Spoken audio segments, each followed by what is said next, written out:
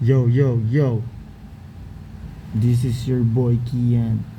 And gusto ko lang na kausapin yung mga bagay na alam ko at natutunan ko sa pakikitungo ko sa mga babae. At sa kung papaano ko sila inintindi yung nature nila at sa kung papaano sila gumagalaw sa mundo na to. Most of this based lang din naman talaga sa mga pinagdaanan ko and experiences ko sa pakikipag-usap sa kanila, sa pakikipagrelasyon, sa pakikipag-situationship, basta kung ano man yung naisip ninyo, specifically may fact na nakikipaglandian. So first thing first is that women is napakalaking different sa mga lalaki. Okay? Isa sa pinaka-basic na foundation ng isang lalaki is logical tayo. Okay? And comparing it to a woman, never siyang nangyayari. Kasi, ang pagkakaintindi ko sa mga babae, karamihan sa kanila, sabihin natin hindi lahat, pero most of them, or 90% of them, dumarating sila sa phase ng kanilang buhay na yung mga decision nila nagbe-base lamang sa kanilang emotion. So tayo na logical, pag nilagay natin yung sarili natin sa sitwasyon nila, most probably hindi tayo ganun kadaling makakapag-adapt. Kasi nga hindi tayo emotional dapat, at hindi nakalugar yung pagiging nating lalaki sa pagiging emotional. Alam ko, medyo parang sinasabi natin dito na di ba masama na mag-express tayo ng nararamdaman? Again, hindi siya masama. Nagiging masama siya kapag nalalaman yun ng mga tao, especially ng mga babae. Kasi, nagiging vulnerable tayo sa nararamdaman natin. Which is nalalaman ng mga babae yun, na dapat na hindi nila yun malaman. Ito na naman, kukontradict na naman ng mga tao. Bakit hindi nila dapat malaman? Paano ka may kipag-communicate? Hindi kasi communication yung lagi mong mai-offer sa mga babae. Isa yan sa iti-take note nyo. Communication is not always the key. The key to sustain a woman, or kung paano mo i-handle ang isang woman, napaka-broad, napaka-general yung term na yun. Sobrang daming ways kung papaano yun, at magsisimula yun sa pag-intindi na sila'y emotional creatures. Diba? Tayo logic tayo, na pag may nakita tayong problema, ano bang gusto natin mangyari? Gustong gusto natin na ma-solve agad yun. Kasi nga, sa dami na nangyayari sa buhay natin, syempre yung mga bagay na nagpapahirap sa atin, gusto nating maayos agad. Isa yan, yung pag-deal natin sa mga women. And it tends na dumarating yung panahon na yun, nakaka-deal natin sa mga problema ng mga kababaihan na yan, tayo ngayon yung nauubusan. Tayo ngayon yung nanghihina. Kasi nga, may isang bagay tayo na sinusubukan na ayusin, na ang tanging makakapagpaayos lamang yung paano i-deal ng babae yung sarili niyang emosyon. So, alimbawa, may sinabi ka sa babae, kadalasan, pag hindi nila yun naiintindihan at hindi nila sinusubukang intindihin, kasi nga hindi sila logical, yung base nila sa kung ano yung sinabi mo, dahil sa kanilang emosyon, na yung pinaparating mo lamang, hindi naman ganun ka kahirap intindihin para sa ating mga kalalakihan. Diba? Halimbawa, anong kakainin natin? Hindi nila alam kung anong gusto nila. Tatanungin mo sila, anong gusto mong kainin? Kahit ano.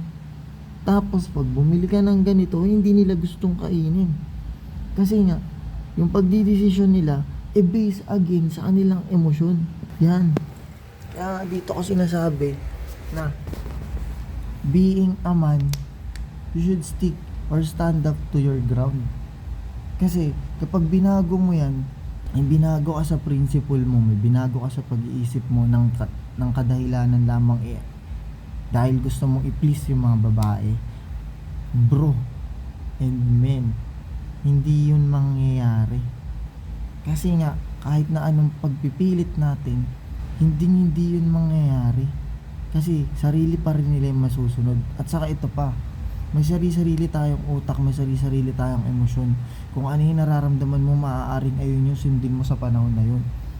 Di ba? Kaya nga kailangan disiplinado, nag-iisip ng maayos, kalkulado yung mga galaw pag isa kang lalaki. Kasi kapag dumating na question ka na at pinakita niya sa'yo, kasi yun dahil sa mga ginagawa mo, na you're being just a man, may masculine, nagiging question kasi sa ibang mga kababaihan yun.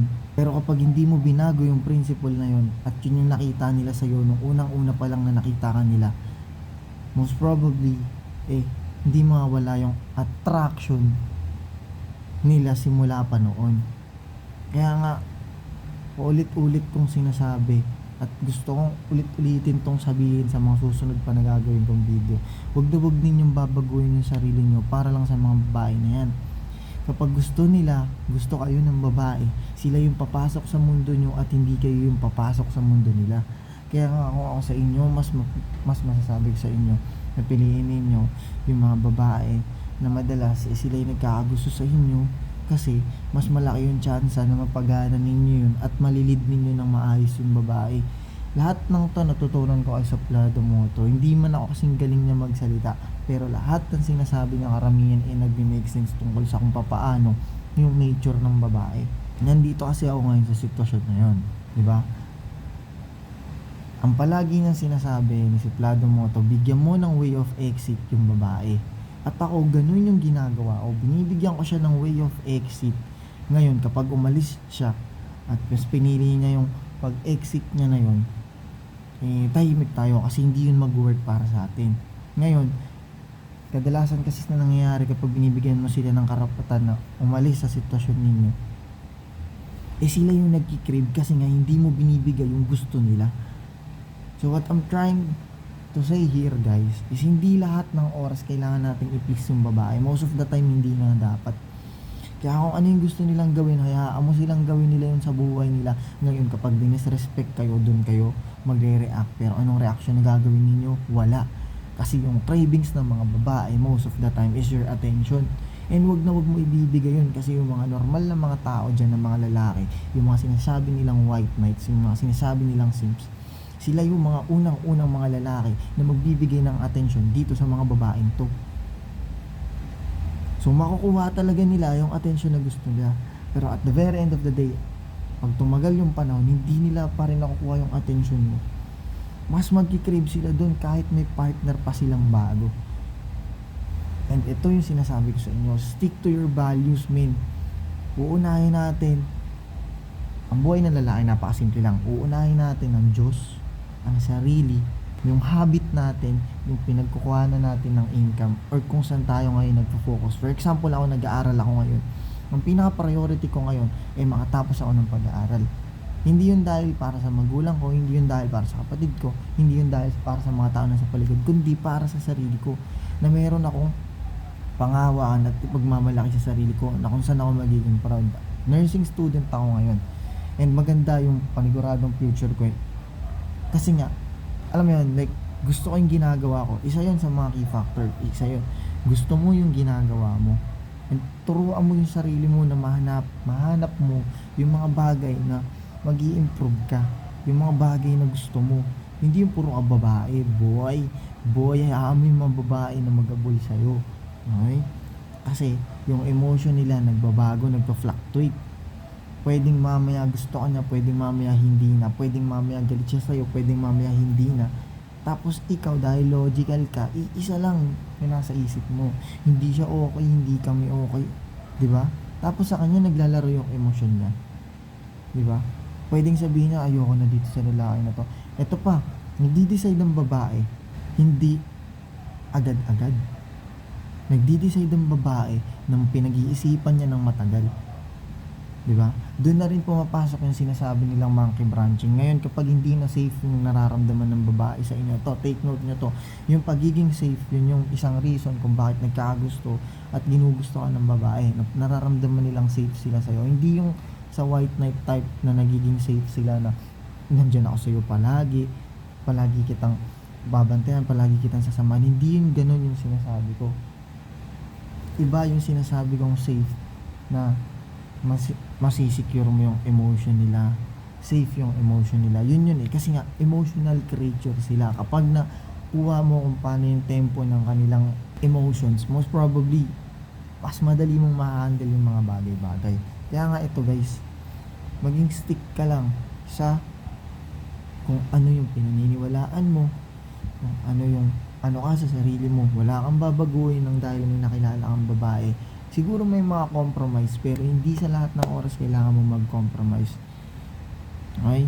Ito, paalala lang din to sa sarili ko.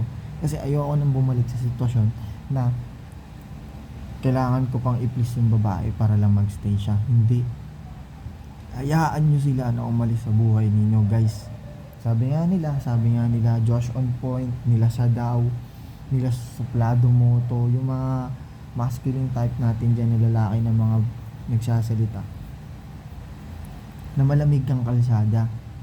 Kasi ang iniisip ng babae, mas greener yung, alam mo yun, other side ng story.